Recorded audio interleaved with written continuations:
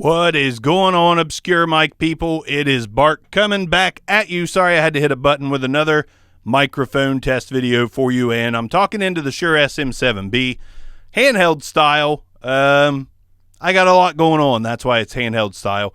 And I just wanted to knock this out for you guys because I'm pumping them out because I'm on like extended vacation. So anyways, SM7B, today we're going to talk about the Stedman N90, a obscure mic if I've ever seen one. I don't know how many mics Stedman made, maybe 2. Somebody can correct me, have at it. But it's a very different microphone. You don't see them every day. So when I saw a good deal on it, I scooped in and grabbed it. So let's talk about the looks of the Stedman before we plug it in. The Stedman N90 looks like a condenser microphone. However, it is not. It is a dynamic microphone in a condenser body. Now, part of why this is, so I have read, is because they think it sounds like a condenser, so they wanted it to look like a condenser. I don't know. No bells and whistles. Nothing special about it. The grill does have some give to it, so I'm not going to squeeze it. And it does have a pretty cool little Stedman hard mount that comes with it. Very sturdy. Works very well for the microphone. XLR on the bottom. Like I said, no bells or switches. Back to me. So let's plug in the Stedman and see what we got. I've been waiting a long time to snag one of these. A long time. And I finally snagged one for what I think is a very fair price. $150. All right, folks. Now I'm on the Stedman N90 dynamic microphone. Again, very cool little device. And when I say little, I do mean it.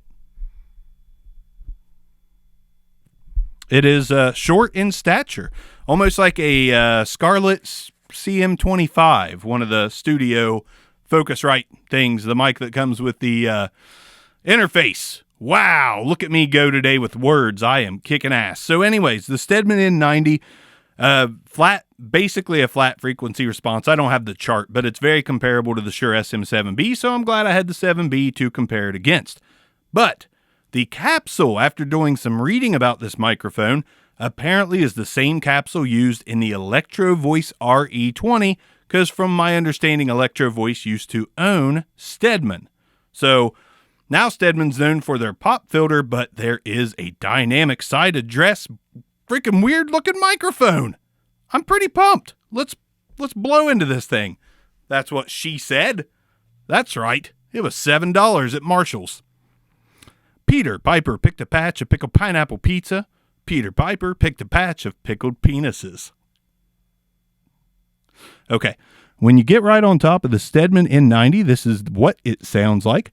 The difference between this and the RE20 right off the bat is there is proximity effect to be used with this, whereas the RE20 eliminates most of that.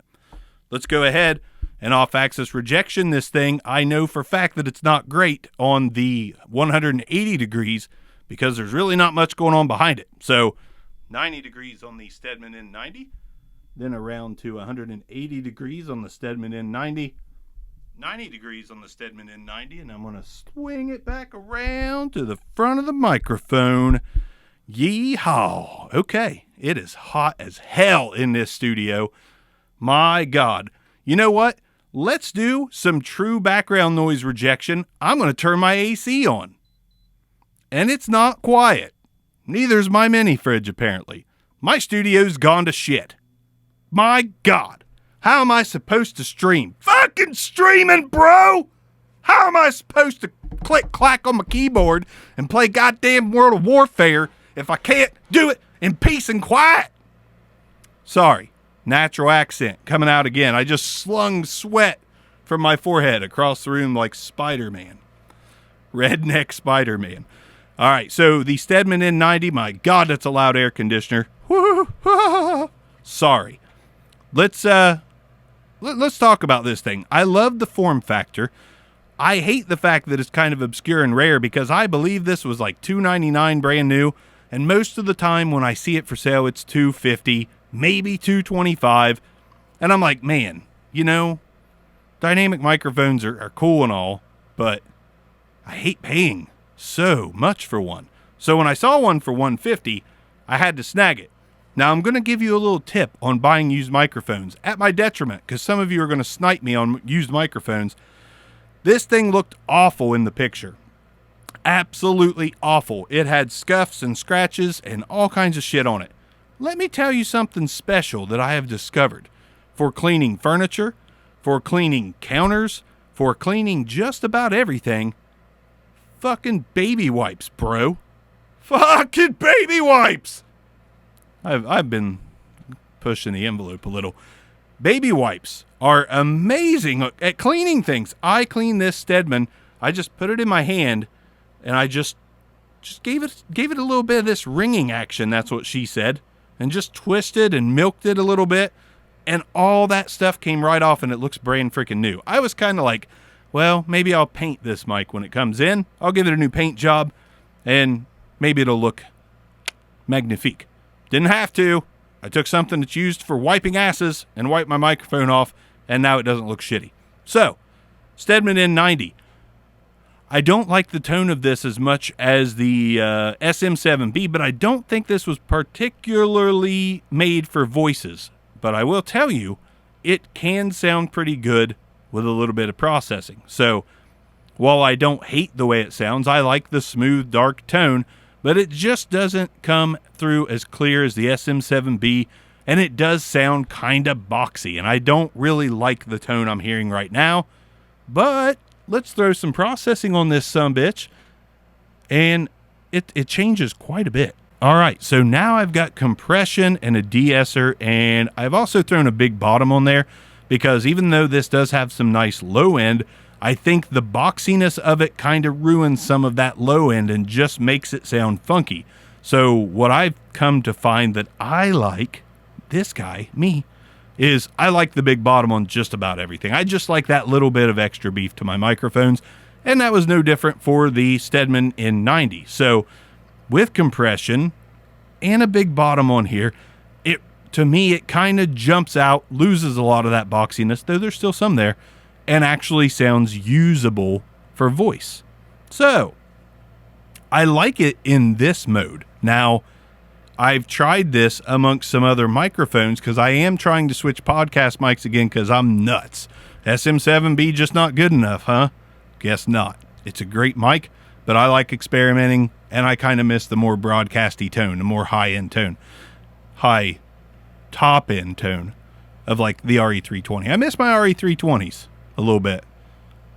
Anyways, so the Stedman N90, for the price, I've got to yellow light it because I just don't think it's worth $200 or $250. Now, if you can snag this thing for $100 to $150, I think it's okay. I think it is okay, and I know for a fact that this thing is going to sound beautiful on certain instruments. I know that for a fact because I read a lot of people saying it sounded good on a lot of instruments, so maybe I don't know that for a fact, but I would imagine that is the case. For voice, I think with some processing, you can make this thing sound pretty damn good, but again, a lot of money for not a lot of mic. So, there you go. Stedman N90, I kind of dig it.